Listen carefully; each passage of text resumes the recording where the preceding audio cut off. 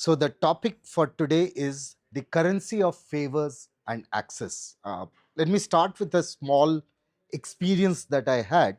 So I have this been to a conference in Brisbane, and there I was just discussing with the faculty. Apparently, in Australia, a faculty will not get recruited unless he or she knows somebody who works in that particular university. So, and the challenge is, he told me that I am now beholden to that guy, right? So I went and checked with a very senior faculty. Why do you do this? I mean, why not take the best? Said it's a risk reduction process, right? So we have two sides of a coin.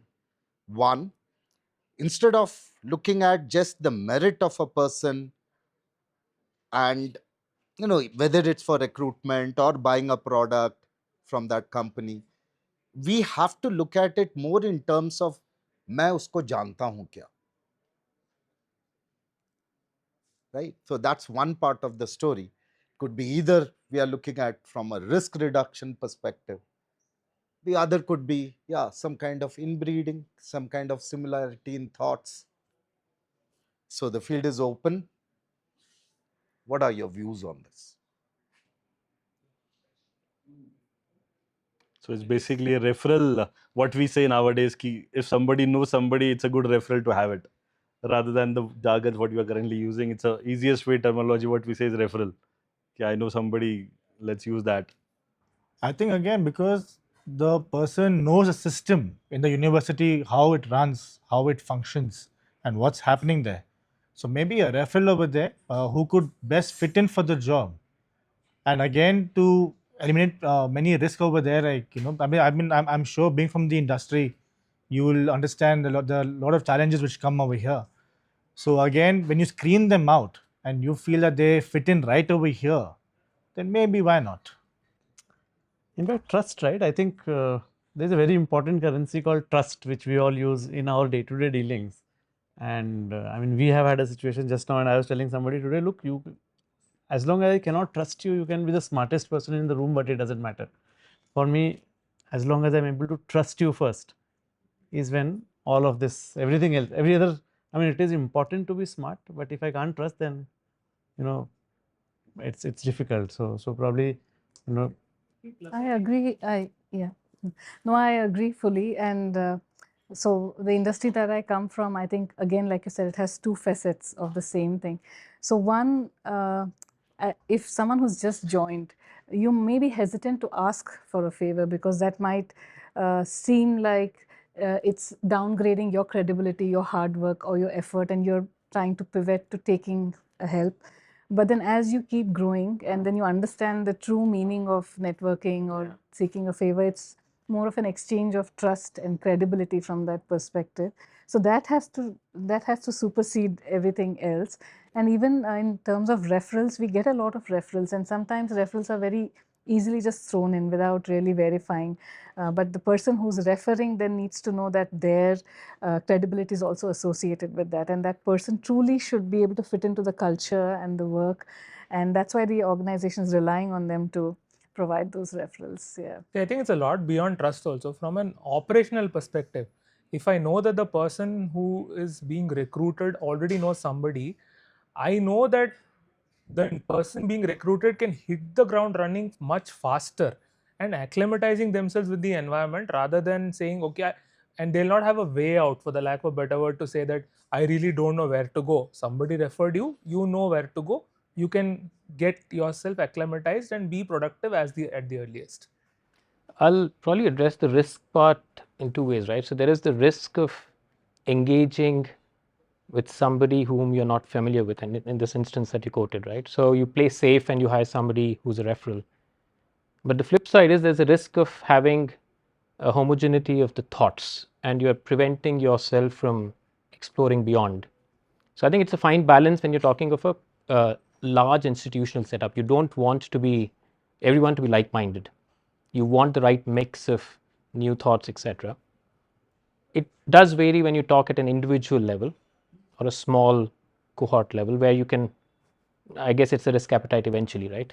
How much can you take it on? So I think there are benefits, but then there are risks associated with not staying that course as well. Yeah, this is an interesting thought because I mean, we teach a lot of corporate while training them, and one of the challenges that I come across is a concept what is called dissipation. That is, there has been an organization culture for say 70 years or something, and if you keep taking people with similar mind, that same organization culture which could be relevant to the outside market, right? And change doesn't come in that fast. Right, ये मेरा बंदा है, मैं जानता हूँ मेरे जैसा बात करेगा. I mean the words that you used, no disrespect here, but hit the ground running, right? Do we want that? Do we want somebody to question what we are doing? Do we want a person to bring in a fresh perspective to a particular problem? So your thoughts on that. See, I think probably my experience is largely to the industry where I'm working, right? So I'll take the first part which you talked about, right? In our industry, the very fact that someone refers an opportunity for an investment, if the person is known to us, we take it for positively. And the reason is that when you look at 1,000, 2,000, 3,000 transactions a year, when someone refers an opportunity, then we go with the assumption that it should be a good deal, and that's the reason why he's referring to us. So most VCs and private equity funds, one of the conditions they have is if the reference comes from someone known to us, it's a very positive factor. So how do you look at it as a favor is a different thing. But the way all of us operate worldwide, is nothing to India, is that reference always makes a huge, huge difference. The second part of the question where you said, why should you have people with different mindsets and thoughts, or should you get someone? It also goes to the fact that if there are 5 of us who are recommending a transaction, people look for saying that all the 5 of us are aligned, right? So which means that when you bring in people with similar mindsets and thoughts, the way we approach a transaction is aligned, right? So then investors look at it as a very positive framework. Whereas if you have people with different mindsets, right, and each of them have got different views and thoughts, very rarely we have a positive decision to move forward. So if in our industry, it's very much favored, right? Yeah, I would totally relate to that in the opposite manner. Rather than seeing my industry, I would see the company I'm in. Nissan is a Japanese company, and Japanese companies value longevity over growth. Anyway, some of the oldest companies in the world are from Japan, and being in this company for almost 7 years, I've realized that they believe that the key to longevity is the consistency and continuity of the culture. So for every role, if you're paying decently, you will get 5 good people which you can shortlist. But there'll be only that one person who fits in that culture who will remain for the long term. So they join a company thinking they will retire from that company. And that's how the company overall will think they will last for at least 100 years, if not 400. That is where something of a risk reduction comes in, which almost is like a guild like mentality, the large institutional structure that you're talking about.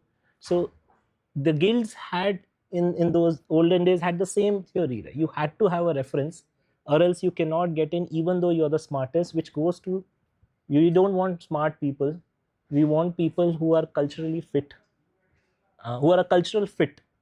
And if you're not fit in the culture, you're not culturally fit also. I think that's where I've sort of learned from being in a Japanese company.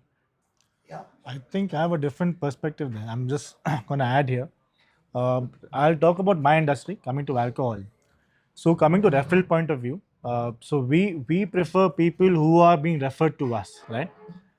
Again, because we skin out many terms, I mean terms over here. Coming to your second part of question is, I think you have to ask yourself, do you want to change? How do you want to change? And what's the next roadmap for you, right? Now, if that answer, if you're able to question yourself, what do you need? I think that's going to be a better approach. Now, coming to our industry and alcohol sector, now the example is that I think you named. I think we have some people from Diageo here.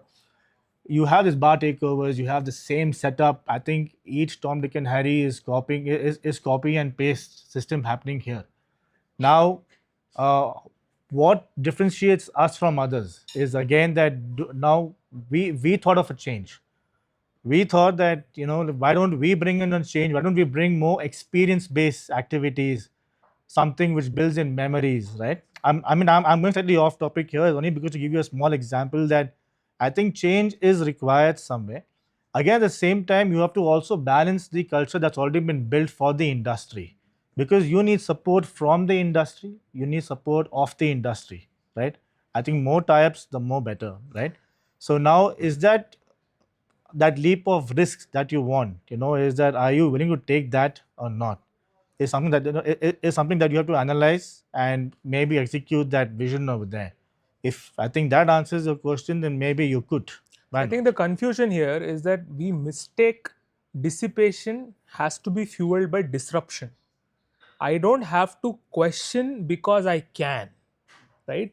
It is important to maintain heterogeneity in an environment, but it is also important, again, subject to which industry, which culture we come to.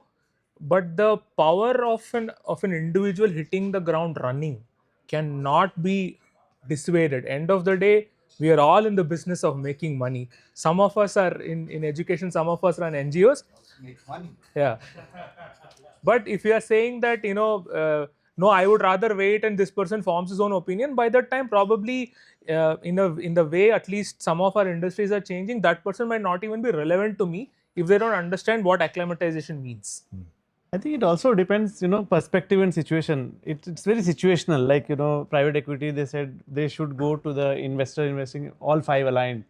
Whereas, somebody mentioned that it should bring in different perspectives. So I also had read somewhere it says how perspectives can change things. It says the same school bell at 9 a.m. versus 4 p.m. sounds very different, right? At 9 a.m. it sounds terrible. At 4 p.m. it sounds terrific.